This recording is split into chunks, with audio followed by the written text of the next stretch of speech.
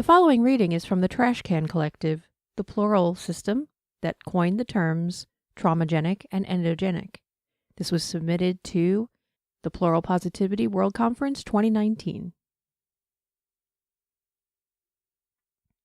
Hello everyone, we're the Trashcan Collective. Have you ever wondered how the terms traumagenic and endogenic came to be used in the plural community? Today we'd like to detail what led up to the creation of the terms, how the terms have impacted parts of the community, current attitudes towards those who use the terms, and share our vision for the community going forward. An important part of the development of these terms involves our journey towards identifying as plural. We have used a lot of terms for ourselves over the last 30 years. Since 2014, we have identified as endogenic, but have known we were plural since at least 1990. The road getting to our identifying term has been a long one. It's a major driving force behind why we advocate for inclusiveness within the plural community and the fight to dispel some myths and misunderstandings around the two terms. To understand the background, it's important to understand that most endogenic systems didn't just decide to be plural. There is a common perception that endogenic systems feel like plurality would be a fun game to play. In our experience, this is an inaccurate assumption. Many endogenic systems have experienced trauma that has impacted their systems, and most have gone through many years of soul-searching, research, and conflict in accepting themselves. Both are true for us. By the time we were 5 years old, we had at least 5 known system members, with 2 identifying as having been born in the body together, and the rest saying they had arrived to help when the primary original prayed for help in dealing with her abusive family. We had no words for what we were experiencing, so we referred to each other as our friends, speaking openly about each other and who we were. That stopped around 6 years old, when the body's Catholic mother called a priest to our house, claiming we were possessed. Ironically, the mother got into a New Age shamanism phase when we were 8 years old. It was then we heard the term spirit guides, and our primary original began to use that term because she didn't know any better. It was a safe concept for a while. At age 10, it was obvious that we weren't spirit guides. Our secondary original and older system members began to switch into front to try and protect us from our family's abuse. We began to lose time, and our primary original would describe watching the body from outside of it. Our very few friends started to notice our different mannerisms and distance themselves from us. We went heavily into denial, with our primary original trying hard to wish us away. We were not friends. We were not guides. We were no one. Even when she heard about the concept of multiple personalities in 1999, when she first began to explore the internet, she refused to acknowledge the similarities. It took another 4 years for her to consider it. She joined Yahoo groups established in 2001, DeviantArt established in 2000, and LiveJournal established in 1999 in an effort to come to terms with the idea of her childhood memories being more than just a vivid imagination. She had never quite believed that it had been make-believe, but after such a long time of pushing the rest of us away, coming across words and concepts that were similar to her experiences was a shock, especially so when she found people who identified as multiple, plural, and medium. Around 2004, she allowed herself to say that she identified as a single person with facets that were different from her, but yet still her. It was around this time that we began to black out in high-stress situations. People began to comment on our behavior again, saying we acted like different people. We had trouble remembering details of our lives, such as the names of friends. It was then that our primary original gave up trying to repress us, rediscovering our secondary original, and together they began to figure out what was going on. It was then that our primary original admitted that she wasn't alone, and we began the difficult journey of embracing the term multiple. From 2004 to 2009, we educated ourselves as much as we could on plurality. We joined as many communities online that we could and studied textbooks including the DSM-4. We also pored over Amongst Ourselves by Kate Marshall and Tracy Alderman. Our origin as a system was a hot topic of debate amongst those of us here at the time. Because of our history of child abuse and how close that abuse was to our birth, we spent countless years wondering if we stemmed from trauma, despite the fact that our secondary original claimed to have been here since birth. Most of us felt our system had some spiritual aspects too, which wasn't an unusual concept back then. There were plenty of plural systems who felt that their origins had some sort of spiritual component. They, like us, often struggled with medicalized versions of plurality and how it related to their systems.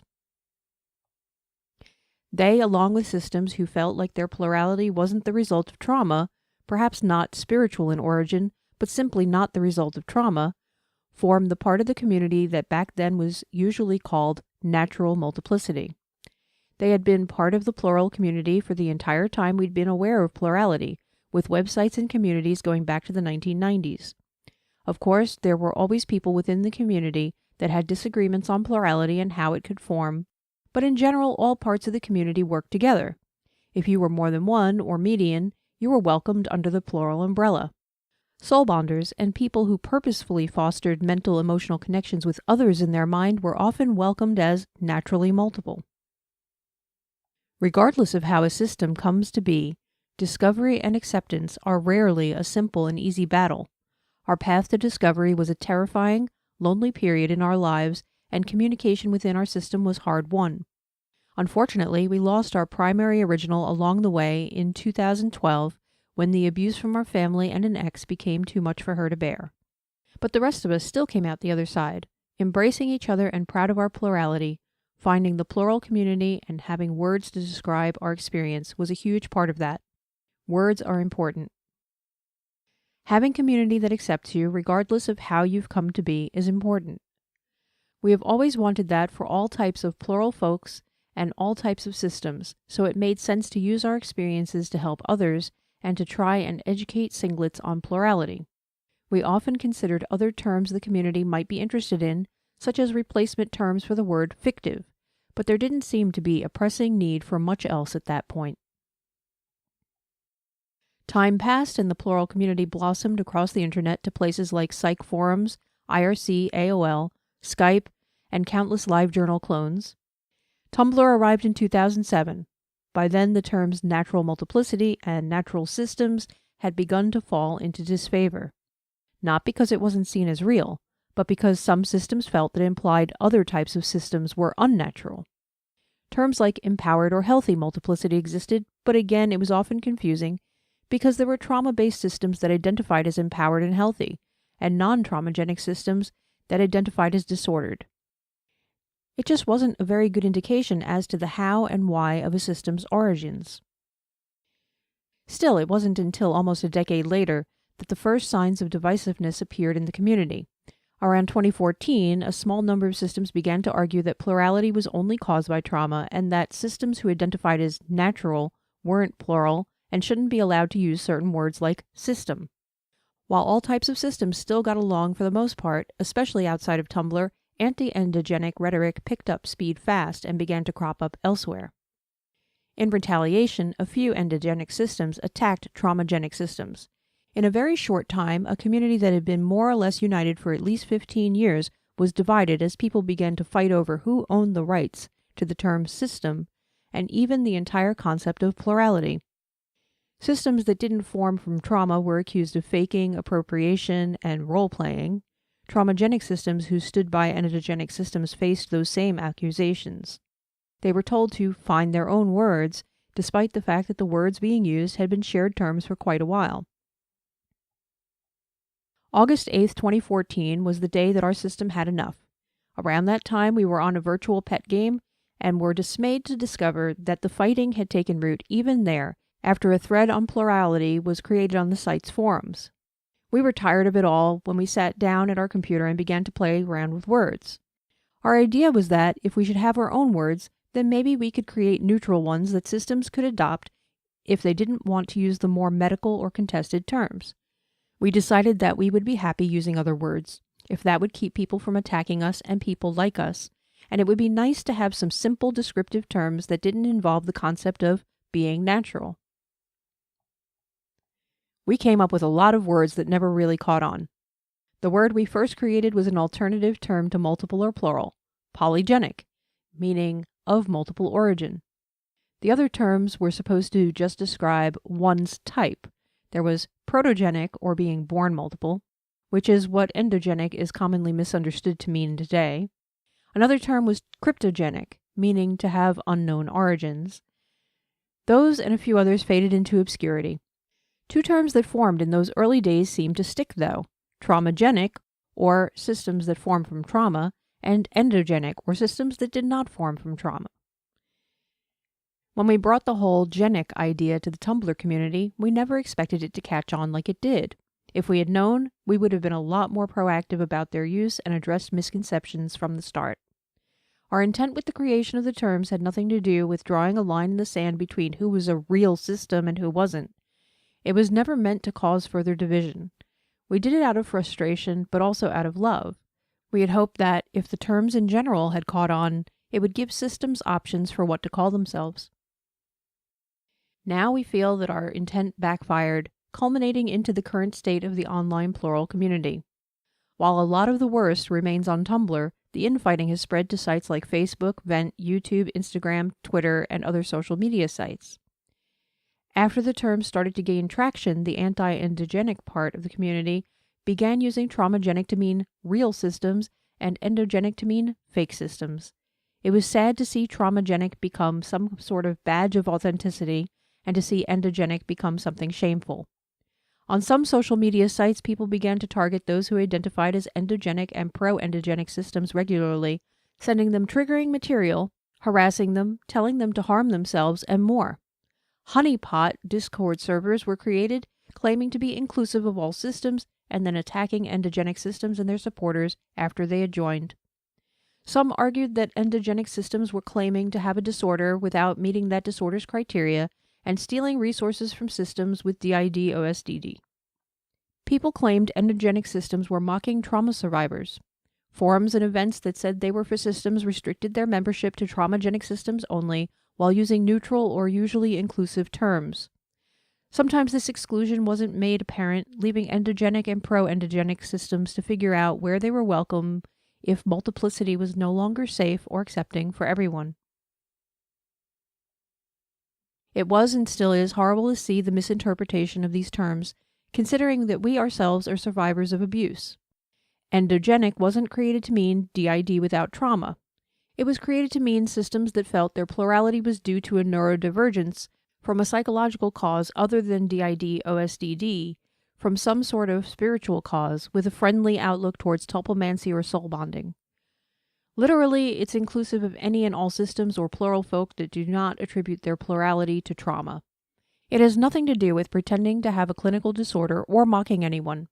It is simply a single word for many, many ways to be plural. It includes a lot of different options and beliefs. It includes a lot of different systems with different levels of communication, varying ability to function, and symptoms that can and do overlap with traumagenic systems. The image that has been projected of endogenic systems being happy-go-lucky rays of sunshine with no worries and problems isn't an accurate image. Nor is it accurate that endogenic systems take resources from systems with DID-OSDD. Just as there are trans people who don't feel the need to undergo surgery or hormone replacement treatments, there are systems, endogenic and traumagenic alike, who don't feel the need to seek therapy or enter DID-OSDD-only spaces. Systems cannot be stealing resources that they aren't seeking. Endogenic systems, by definition, do not form from trauma, and so are less likely to need the same resources that traumagenic systems may require, at least as far as their plurality is concerned. The meaning of traumagenic has been misconstrued as well. It is common nowadays to see people use the term traumagenic as a synonym for having DID-OSDD and vice versa. This is far from the case. Using traumagenic to mean a system with DID-OSDD is inaccurate. Saying DID-OSDD system to mean traumagenic system is also inaccurate. While we agree that DID-OSDD is trauma-caused, the criteria does not specify that the system in question must be traumagenic. We believe that any type of system can be disordered, distressed, and be impacted by trauma, even if that trauma isn't what caused their system. There are traumagenic systems that never met the criteria for DID-OSDD, or were diagnosed at one time, but have since lost that diagnosis. We, an endogenic system, have been professionally diagnosed with DID by a psychiatrist. System origins, as we originally defined them, don't always align with diagnostic criteria, which makes using diagnostic status or origin terminology to identify real systems difficult at best. Despite efforts to try and clarify what the terms mean and showcase the inclusive history of the plural community, misconceptions and misinformation continues to circulate. A great deal of anti-endogenic statements aren't based in science or psychology, which in the end hurts the plural community as a whole. Because endogenic systems are considered fake, a lot of traits associated with them, such as having fictives, having non-human system members, or even having system rules, are considered signs that a system is fake. This is harmful to the plural community as a whole. So where do things go from here? We feel that understanding the history behind the traumagenic endogenic terminology and the systems that use those terms is important in going forward. Hatred thrives in ignorance. It is vital to understand that all systems, regardless of their origins, are trying to survive and thrive in a world that often is hostile to the concept of plurality. Traumagenic systems, endogenic systems, and other types of systems all have a valuable place within the plural community, and much of the infighting seems to stem from a lack of understanding of plural history and refusing to listen to one another. Thankfully, most systems support one another and are comfortable sharing spaces that are identified as inclusive. Many systems are making an effort to preserve community history, compile accurate information on plurality, and advocate acceptance regardless of labels. We ourselves hope that an accurate picture of what traumagenic and endogenic means can be part of that. It's our wish to see both terms lose the negative connotations they've gained. Traumagenic systems aren't all anti-endogenic gatekeepers who believe you can only be plural if you have a diagnosis. And endogenic systems aren't trying to appropriate a disorder or mock trauma survivors. It is truly a shame to see this sort of discourse after a long history of relative peace, and it is especially disappointing to see terms that we created and intended to be inclusive and helpful being used to hurt innocent people within the plural community. We do hope that someday the community will learn to work together again so that we may focus on the hatred and discrimination that comes from outside the community. Traumagenic and endogenic come from an endogenic system that loves their community. The terms were originally a product of community infighting, but became a way to help us explain our personal origins quickly and without potentially harmful phrasing. They were never meant to divide the community. The senseless backlash against systems that don't fit a specific mold isn't based in science, but anger and misinformation. It needs to stop. We hope the community can grow to a point where we embrace systems of all origins and judge one another by our actions and character rather than how we believe our systems formed. We hope that people will be able to use whatever terminology is accurate for them without fear. After all, in the end, we're all in this together. Thank you for your time and consideration. You're real, you're valid, and you matter.